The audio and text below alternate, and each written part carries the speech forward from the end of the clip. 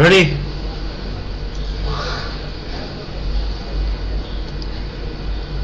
Yes अध्यक्ष महोदय, मैं कृषि मंत्रालय की अनुदान मांगों पर बोलने के लिए खड़ा हुआ हूं। जिन किसानों ने कड़ी मेहनत और परिश्रम करके खाद्यान्न की पैदावार में वृद्धि की है, इस अवसर पर मैं उनको इस कार्य के लिए धन्यवाद देना चाहता हूं।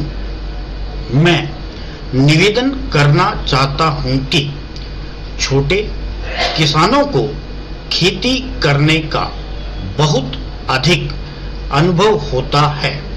वे लोग कृषि विभाग से बहुत ज्यादा आशा लगाए हुए हैं।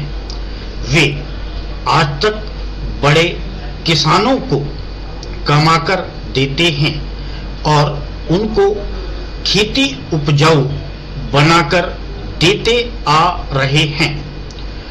उनकी तरफ आपका विशेष ध्यान जाना चाहिए। मंत्री महोदय से मैं निवेदन करना चाहता हूं कि गरीब वर्ग के लोगों को जो कि मजदूरी करते हैं, जिनके पास अपनी जमीन नहीं है, उनके लिए भी कुछ किया जाना चाहिए। उनको भी जमीन दी जानी चाहिए जिस पर वे अपनी खेती कर सके। जो खेतों में मजदूरी करते हैं, उनकी चर्चा सदन में बहुत कम होती है। जब कभी भी सदन में मजदूरों की चर्चा होती है तो उन्हीं मजदूरों की होती है जो कि उद्योग धंधों में लगे हुए हैं। लेकिन ये जो कृषि मजदूर हैं, जो चलते फिरते मजदूर हैं, इनकी तरफ सरकार का ध्यान नहीं जाता है। इनके लिए सरकार की तरफ से कभी कोई घोषणा नहीं होती है। महोदय, हमारा यह देश कृषि प्रधान देश है। देश की अर्थव्यवस्था कृषि पर निर्भर करती है। बजट में किसानों के लाभ की ओर कहीं कोई उल्लेख नहीं है।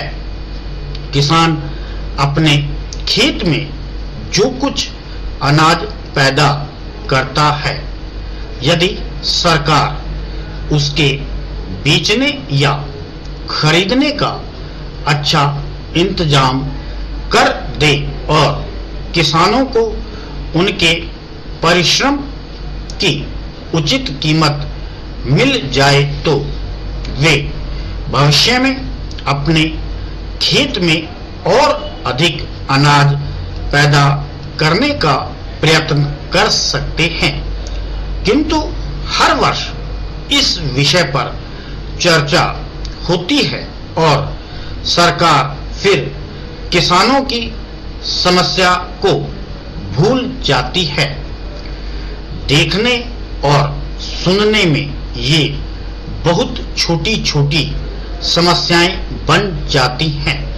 मैं मंत्री महोदय से और इस सदन में उपस्थित सभी सदस्यों से निवेदन करना चाहता हूं कि बजट में कुछ संशोधन करने के लिए सरकार से कहा जाए और उसमें महंगाई, बेरोजगारी और किसानों की समस्याओं के विषय में कुछ अच्छे निर्णय लिए जाएं, ताकि देश में जिस उद्देश्य के लिए प्रजातंत्र की स्थापना की गई थी।